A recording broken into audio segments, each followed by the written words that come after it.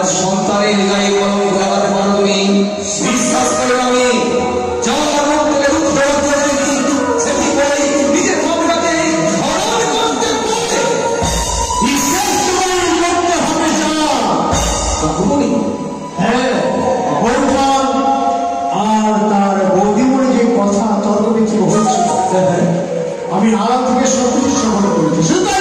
তবে আমার দাদু ভাইয়ের বাবাই ওই ভোরের দিকে নিজের শয্যা পরিত্যাগ করে বেরিয়ে যেতেও দেখেছি অনেক কাকুমণি। আপনি সত্যি বলছেন? যা বলেছে অতিমণি সত্য।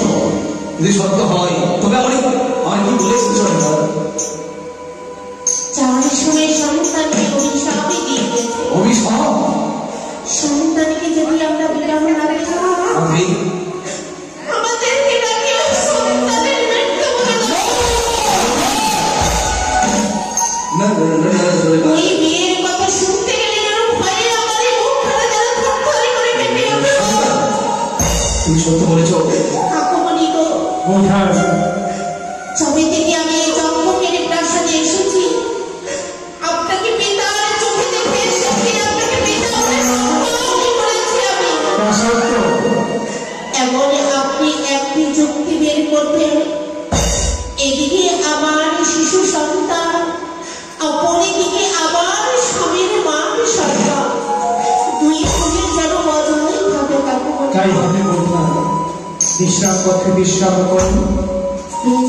আমার যুক্তির সবাই চন্দ্র পরিচালনা হয়।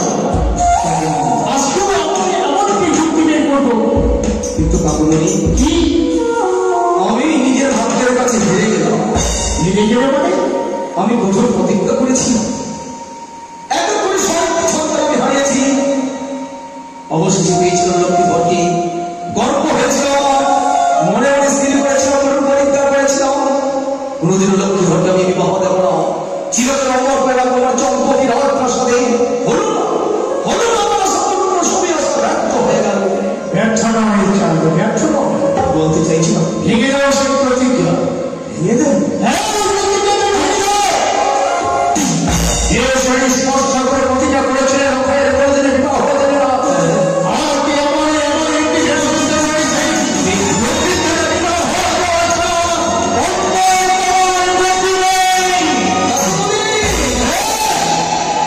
আপনি সত্যি বলেছেন। এই কলঙ্ককে ঢাকতে গিয়ে যদি আমি লক্ষ্মীকে আমি বিবাহ না দিই, শুধু তাই নয় যাবার সঙ্গে করবো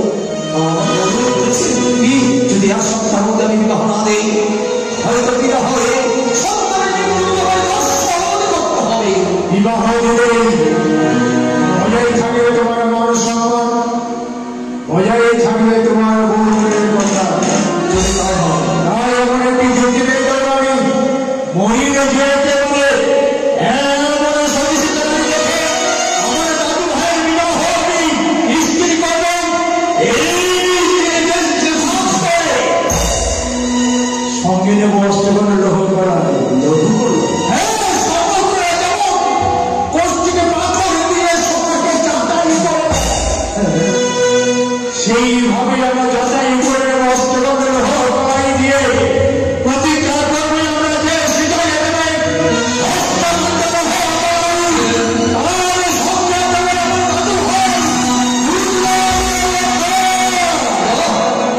উত্তম যুক্তি। আপনি সত্যি বলেছেন। যে কন্যা অষ্টগণের লোহকলা চিন্তা করে অন্যের নেই, জানি বসে সতী আর সতী বন্ধু হয়তো কথাই বলে সতীর প্রতি সতীকে আমি অষ্টগণ্ড লোহকলা পাবো কোথায়? ভুলে গেলে বুঝি কি যে আদ্যাশক্তি মহামায়ার ভক্ত সেই দুর্গা দেবীর কাছে করো ধরে যদি প্রার্থনা করো কেন দেবে না বাবা বলো? ঠাকুরমণি দেবী অষ্টগণের লোহ করায় সত্যই সত্যই আপনি আমার এই সুযুক্তি দিয়েছেন। ভুলে গেছিলাম মা চণ্ডীমায়ের কথা। যদি মায়ের কাছে সন্তান হাত করে কিছু করুণা করে চেয়ে নেয়, কেন আমি পেতে পারি অষ্টগণ্ড লোহকলা?